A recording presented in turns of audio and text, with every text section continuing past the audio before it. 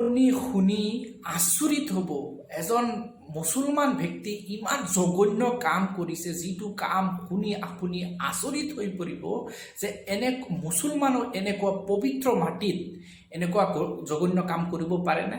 চাওক আপোনালোকে এই দুইজন ব্যক্তিৰ মুখৰ ভাষ্য আজি শুনি লওক, তাৰপিছত মই কথা কৈ আছো। কাকা, আপনারা সৌদি আরব কোন উদ্দেশ্যে আইছিলেন? আমরা উমরা করবার আসছিলাম, আমরা উমরা করবার। এখন আপনারা এই পরিস্থিতি করে এইখানে করে রাস্তার মধ্যে করে আমাকে ভিক্ষে করাইছিল। কেডা? জিয়াদ দালাল? আপনারা দালাল? দালাল জিয়াদ নাম, হ্যাঁ। মুর্শিদাবাদ বাড়ি। হ্যাঁ, সে আনছে আপনারা? হ্যাঁ হ্যাঁ, আন্যাহারে আঙ্গরে যখন জেল দিছে সেই সময় আঙ্গরে মোবাইল, পাসপোর্ট, ব্যাগ স্যাগ সব লইয়া পলায় গেছে আঙ্গরে ভালাই থিয়া। হ্যাঁ, তো এখন আপনারা এই পরিস্থিতি? হ্যাঁ, আজকে ধরেন মঙ্গলবার, তানে আজকে আঙ্গরে 5 দিন ধরে আমরা রাস্তা পড়ে আছি, খাবার পাই না, থাকবার পাই না, কোনো কিচ্ছু না। পুলিশের ধরে নিলেও আঙ্গরে রাহে না, থানার থাকবার চাই তাও রাহে না, থানায়ও নেয় না। আচ্ছা, আপনি দেশের বাড়ি কই কাকা? আমার দেশের বাড়ি হলো দরং ডিস্ট্রিক্ট, পূব মঙ্গলদৈ, বালাবাড়ি। আপনার? দক্ষিণ শালমারা, আসাম দক্ষিণ শালমারা সমষ্টি। সবাইকে বিশেষভাবে অনুরোধ করতেছি, সবাই অবশ্যই ভিডিওটা বেশি বেশি করে শেয়ার করে দেবেন। দেখতেছেন কাকারা দুজনেই মাজুর মানুষ, তাদেরকে আইনা তাদের সাথে অনেক অত্যাচার করা হয়েছে। তো অবশ্যই আপনারা দেখা বুঝতে পারতেছেন। আর এটা সৌদি আরব, ওনারা বর্তমানে আছে সৌদি আরব মদিনাতে। তো যদি ওনাদেরকে কেউ চিনে থাকেন অবশ্যই কমেন্ট বক্সে আইসা নক করবেন, এবং কি কমেন্ট বক্সে আমার হাতে দেওয়া নাম্বারটা থাকবে। সবাই প্লিজ একটু হেল্প করার চেষ্টা করেন, হয়তো ওনাদের একটু উপকার, আমাদের দ্বারা ওনাদের একটু উপকার হবে। তো এটাই আমরা চাই, যেন ওনারা ওনাদের বাসস্থানে ফিরে যাইতে পারে। দুজন বিকলাঙ্গ মানুহ হাত ভৰি নাই, তেখেতক হজৰ কথা কৈ, উমৰা হজৰ কথা কৈ তেখেতক পবিত্ৰ মক্কাৰ তাত লৈ গৈছে যে হজ কৰাবলৈ কথা কৈ তেখেতে তাত গৈ এই দুজন বিকলাঙ্গ মানুহক কি কৰাইছে, ভিক্ষা উঠাবলৈ লগাই দিছে। এতিয়া হজ কৰিবলৈ লৈ গৈ তেখেতে বিপদত পৰিল। আজি আপোনালোকক সহায়ৰ হাত বিচাৰিছে, যাতে তেখেতক কোনোমতে যাতে অসমত তেখেতক উদ্ধাৰ হৈ আহিব পাৰে।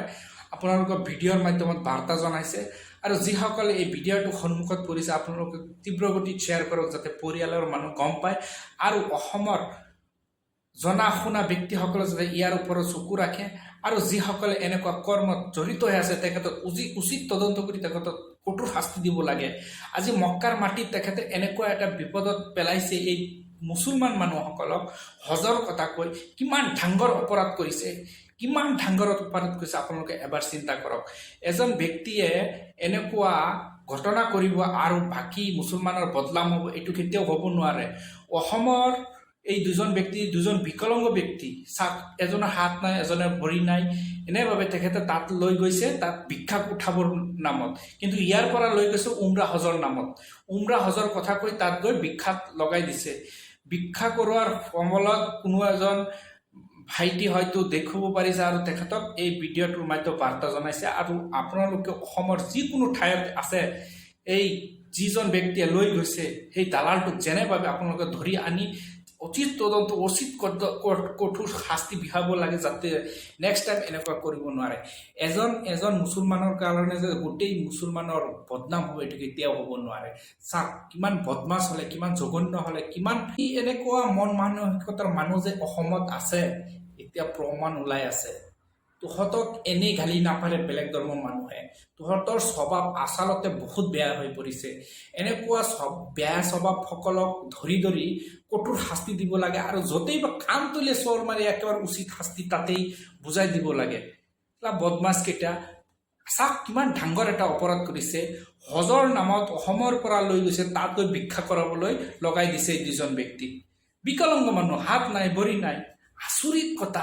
তীব্ৰ গতিত শ্বেয়াৰ কৰক, আৰু যাতে পৰিয়ালৰ মানুহলৈ চকুত পৰে, আৰু এই দুজন ব্যক্তি কেনেভাৱে উদ্ধাৰ কৰিব পৰা যায় সেইটো হয়তো সচেতন মহল আছে, সচেতন মানুহ আছে, তেখেতে যাতে ইয়াৰ অলপ চাই, সেইটো অনুৰোধ জনালোঁ। ধন্যবাদ।